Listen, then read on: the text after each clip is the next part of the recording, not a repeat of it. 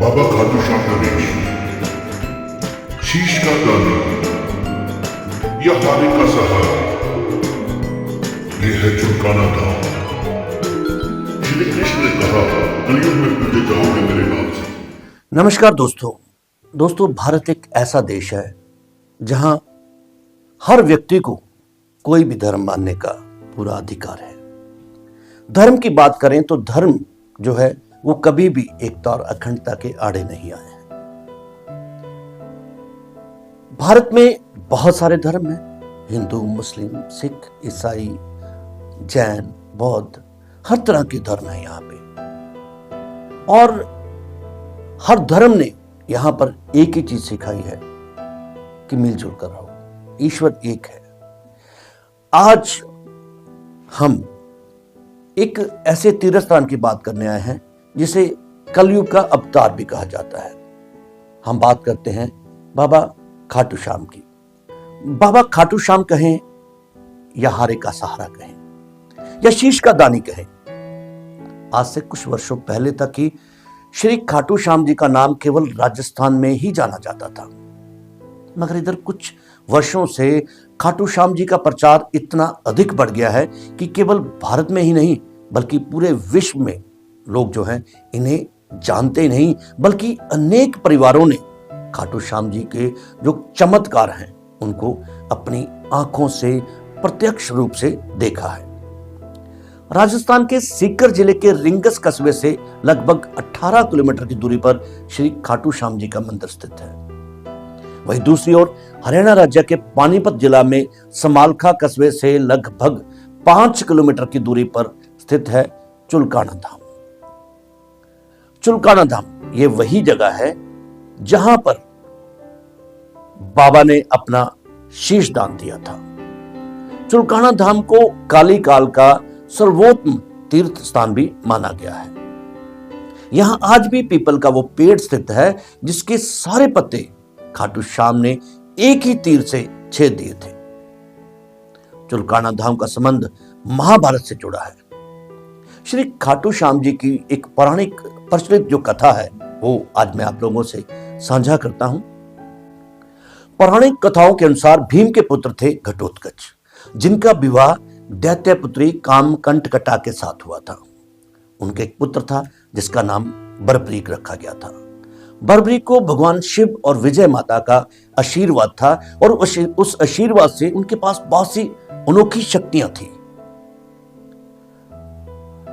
महाभारत युद्ध के लिए कौरव पांडव जो थे उनके दलों के विशाल शिविर जो थे वो आमने सामने लगे हुए थे। शिविरों में दूसरे दिन शुरू होने वाली जो युद्ध है उसकी हलचल मची हुई थी।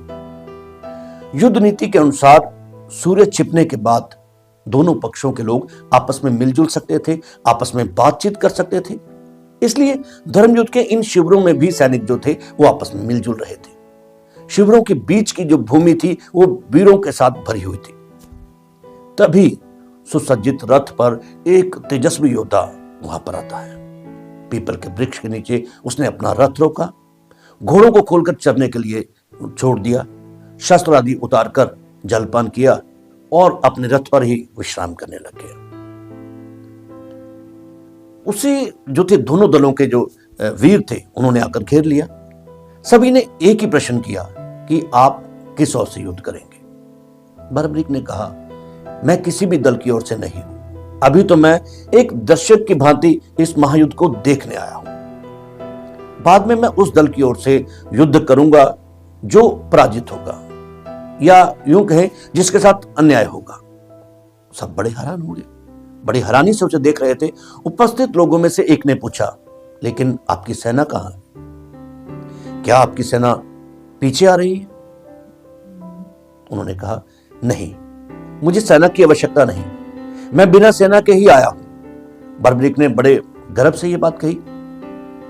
तो तब आप पराजित दल की सहायता कैसे करेंगे?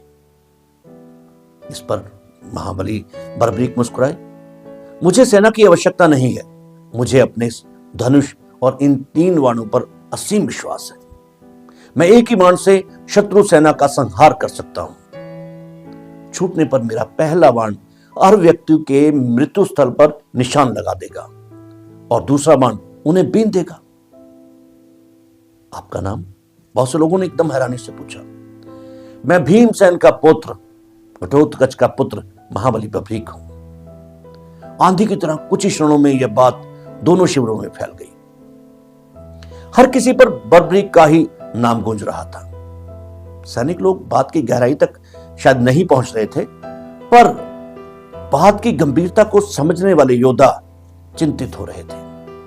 भगवान श्री कृष्ण सोच विचार करने लगे कि यदि वास्तव में ही यह वीर निर्बल पक्ष का साथ देगा तो पांडवों की विजय होते ही कौरव जो है वो निर्बल हो जाएंगे। फिर यह वीर उनकी ओर से लड़कर पांडवों की विजय को पराजय में बदल सकता है। क्या वह वास्तव में ही ऐसा विलक्षण धनुर्धर है जो 2 बाणों से ही शत्रु सेना का संहार कर सकता है? चलकर परीक्षा ली जाए। वो उठे और बर्बरीक के पास पहुंचे। बर्बरीक ने श्री कृष्ण का अभिवादन किया। दोनों में परिचय हुआ। श्री कृष्ण ने कूटनीति का सहारा लेते हुए पूछा, तुम इन 3 बाणों के द्वारा सारी सेना का संहार कैसे कर सकते हो? बर्बरीक ने बड़े गर्व से अपना सिर ऊपर उठाया, धनुष पर एक बाण चढ़ाकर बोला, देखिए मैं इस प्रकार समस्त शत्रु सेना का संहार कर सकता हूं। अगर आप इस पीपल के पेड़ को देख रहे हैं, मेरा यह बाण जो है इसके समस्त पत्तों को चिन्ह लगा कर आएगा और दूसरा बाण इन्हें बीन देगा। आप चाहें तो मैं धरती पर बिखरे इन सूखे पत्तों को भी बीन सकता हूं। श्री कृष्ण ये दृश्य देखने के लिए बड़े उत्सुक थे। उन्होंने शरारत सूझी उन्होंने 2 पत्ते तोड़ लिए, एक को हाथ की मुट्ठी में बंद कर लिया और दूसरे को पांव के नीचे दबा लिया। बर्बरीक ने अभिमंत्रित करके बाण छोड़ा। सभी ने देखा कि पेड़ और धरती का प्रत्येक पत्ता जो था वो चिन्हित हो गया, उस पर निशान लग गया। श्री कृष्ण ने मुट्ठी खोली तो हाथ के पत्ते पर भी निशान था और पांव के नीचे का पत्ता भी जो था उस पर निशान था। श्री कृष्ण अत्यधिक हैरान हो गए। तब तक बर्बरीक ने दूसरा बाण छोड़ा। प्रत्येक पत्ता जो है वो बीच में से बिंधा हुआ था। श्री कृष्ण व्याकुल उठे और गहरी सोच में पड़ गए कि किस प्रकार से युद्ध में भाग लेने के लिए इसे रोका जाए। आखिर बहुत सोच विचार के बाद उन्हें एक हल सूझा। प्रातःकाल उठे और याचक का रूप लेकर बर्बरीक के पास पहुंचे। एक ब्राह्मण का रूप लेकर वो संध्या वंदन कर रहे थे। संध्या वंदन के उपरांत बर्बरीक ने ब्राह्मण से याचक से पूछा कि आज्ञा करो ब्राह्मण देवता, क्या इच्छा है? कुछ दान पाने की इच्छा है महाराज। ब्राह्मण रूपी जो श्री कृष्ण थे उन्होंने कहा, यहां तो मेरे पास विशेष धन नहीं है, परदेश में हूं, ये वह मूल्य वस्त्र भूषण है, इनकी इच्छा हो तो कहो। मेरे पास जो कुछ भी होगा वह मैं तुम्हें दान में अवश्य दूंगा। वस्तु तो मैं वही मांगूंगा जो आपके वश में है, तो मुझे कोई इनकार नहीं चाहिए। उसने कहा, कोई बात नहीं, चाहे तुम मेरे प्राण मांग लो। प्राण? अरे इतना दम अच्छा नहीं है महाबली। उसने कहा, कहो तो दिया, ऐसा तो मुझे अपना शीश काट कर दे दीजिए। बर्बरीक यह सुनकर सिर उठा। इतना कठोर दान भी कोई मांग सकता है?